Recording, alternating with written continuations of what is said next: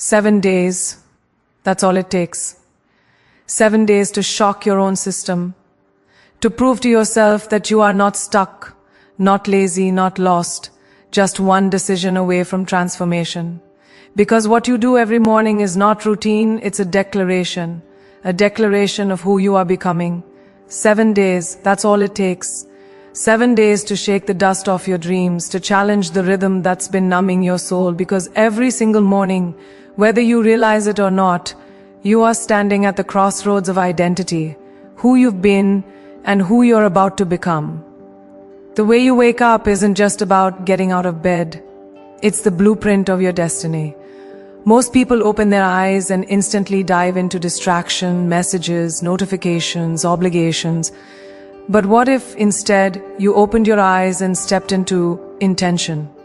What if you treated those first waking moments not as routine, but as sacred? Because that's where your story begins. Not at work, not in the gym, not on social media, but in that quiet, defining instant when you decide, today I lead my life. My life does not lead me. When you wake up, you are not simply starting a day. You are setting the emotional tone of your entire existence. Think about that. Every sunrise is a blank page, and most people hand over the pen to their habits. They hit snooze, they groan, they drag, they let fatigue and fear write their story for them. But you're about to change that. When your alarm goes off, that's not a noise. It's a call to rise. To rise not just from sleep, but from self-doubt, procrastination, and mediocrity. Because the truth is, the first choice you make each morning echoes through everything you do. If you wake up with power, you walk with purpose. If you wake up with gratitude, you attract grace.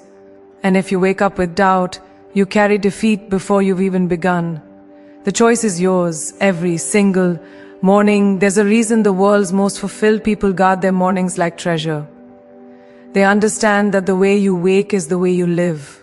Those early moments before the world demands your attention, those are yours, Basir. That's your sacred ground. It's where clarity is born and chaos is silenced. When you wake and immediately reach for your phone, you are letting the world dictate your energy. But when you wake and reach inward instead, you're taking back your power.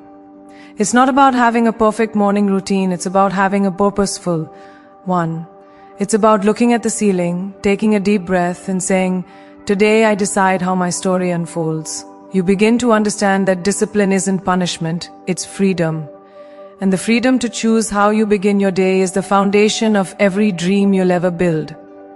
Every morning is a chance to reset, to rewrite, to realign. You don't have to carry yesterday into today. You don't have to wake up already defeated by the weight of your past or the noise of your future. Mornings are the universe's gift of renewal, a daily rebirth disguised as routine. And the magic lies in the moment you realize that you're not waking up to the world, you're waking into your potential. That's why I say, the first few minutes are everything. That's when your subconscious is listening, wide open, ready to be programmed. Feed it chaos and chaos follows you all day. Feed it clarity and clarity becomes your compass. So instead of asking, what do I have to do today? Ask, who do I want to be today? That shift from doing to being is what separates the average from the exceptional. And maybe you're thinking, but I'm not a morning person. Let me tell you something powerful. You don't have to be. You just have to own your morning. You can start small. Maybe it's waking 10 minutes earlier to breathe, stretch, or write down one thing you're grateful for. Maybe it's choosing not to touch your phone until you've spoken something positive into existence. Those small acts compound into transfer. Because every time you show up for yourself, even in the smallest way, your mind learns something crucial. You are someone who keeps promises to yourself, and that self-trust, that quiet, unshakable confidence will change everything. It's not about perfection, it's about consistency, one intentional morning after another, until momentum becomes your natural state. When you begin to wake with purpose, something miraculous happens. Life starts meeting you halfway, opportunities open, people notice your energy, you stop feeling behind and start feeling aligned. That's not magic, it's momentum. Your mornings are where you build it. You no longer wake up wondering what kind of day it will be. You decide. You command your focus, you design your mood. You speak life into your reflection before the world has a chance to whisper doubt. And with every sunrise, you rewrite the narrative. Because your mornings are not just about starting the day, they're about starting a legacy. They're your daily reminder that you hold the pen, you set the tone, and you create the story. And if you do it for 7 days, just 7 days, you'll see it. You'll feel it. You'll know it deep in your bones. The world doesn't get to define you anymore. You do. So when tomorrow comes and that alarm rings, don't hit snooze, don't reach for your phone, don't surrender your power. Instead, rise, sit up, breathe in possibility, because that moment right there, that heartbeat between sleep and action, is where your life begins again. 7 days, one habit, a completely new you. Your story starts every morning. Make sure it starts with strength. Before the world touches you, touch your own thoughts. The moment you wake up, the noise begins. The notifications, the emails, the demands, the never-ending list of must do and should do. Most people let that flood in before they've even had a chance to meet themselves. But what if, just for 7 days, you didn't? What if you started each morning not with chaos, but with stillness? Before reaching for the phone, before checking the clock, before letting the world invade your peace, you take a breath, a full, deep, conscious breath that reminds you, I am here. I am alive. I am enough. In that silence, you begin to hear the one voice that truly matters, your own. Because the world will always be loud, but power belongs to those who know how to be still in the middle of it. Stillness is not weakness, it's mastery. It takes strength to sit in silence when every part of you wants to react. We're trained to fill every second, music in the car, podcasts while walking, endless scrolling between moments. We're drowning in stimulation but starving for connection to ourselves. True transformation begins when you stop running from silence. Because silence reveals the truth. It shows you what you've been avoiding, what you've been suppressing, and what's truly waiting to rise within you. When you start your morning in stillness, you are telling your mind, you work for me, I don't work for you. You reclaim your command. You stop being a puppet pulled by impulses and start being a creator guided by intention. That's not just mindset, that's sovereignty. In those first few minutes of quiet, you start to see life differently. Your problems don't vanish, but they shrink to their true size. You realize that not every battle deserves your energy, that not every thought deserves your attention. Stillness gives you perspective, the rarest form of power in a world that profits from your distraction. It helps you separate what's urgent from what's important, what's noise from what's necessary. You start responding instead of reacting. You stop confusing motion with meaning. When you sit with yourself each morning, even for a minute, you begin to notice how much clarity was waiting for you underneath all that mental clutter. The answers you've been chasing, they were always there. You just needed silence to hear them. Some people thin. They don't have time for silence. They say, I'm too busy. I have too much to do. I can't just sit there. But the truth is, you don't have time not to. The cost of chaos is your peace, your focus, your joy, and that's too expensive to keep paying. Stillness doesn't require hours. It requires intention. You can sit with your coffee and breathe. You can close your eyes for 2 minutes and feel your heartbeat.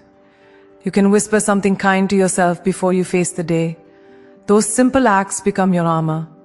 Because once you learn to find calm inside, the outside world loses its power to control you. You become grounded, centered, unshakable. You stop living from reaction and start living from choice. And that's when everything changes. You see, your phone is not evil, but it is a thief. Of focus, of presence, of peace.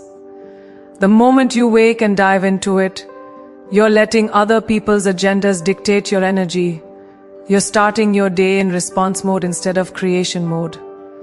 But when you start with stillness, you flip that. You become intentional. You begin your morning by feeding your soul before you feed your senses. You start to hear your own thoughts before the world tells you what to think. That single shift rewires your day, because your morning mood isn't just about how you feel, it's about how you will lead, how you show up for your family, your work, your dreams. When you claim those first few quiet minutes, you're not escaping life, you're preparing to meet it with power. And here's the beautiful truth: stillness multiplies. The more you practice it, the more it follows you through the day. You start to pause before reacting, breathe before speaking, reflect before deciding. You move through the world with presence, not pressure. That's what 7 mornings of silence can do. It's not a ritual, it's a revolution.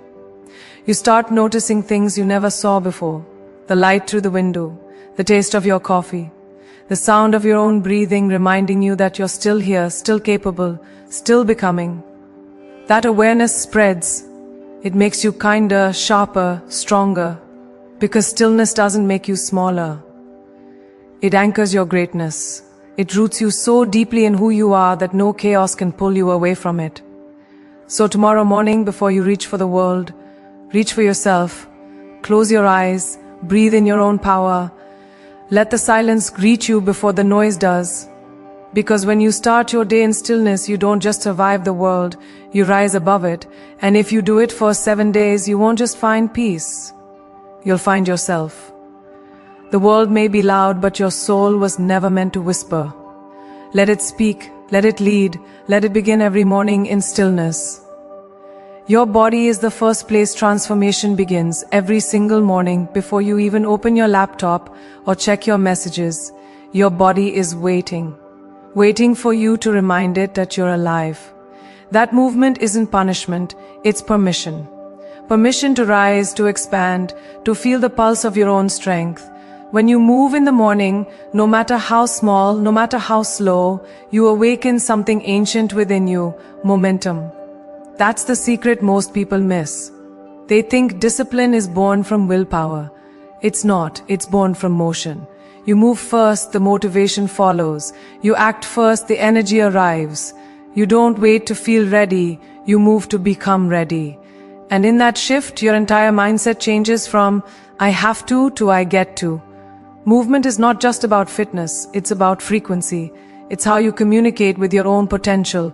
You stretch, you sweat, you breathe deeper than your excuses, and suddenly your whole being lights up.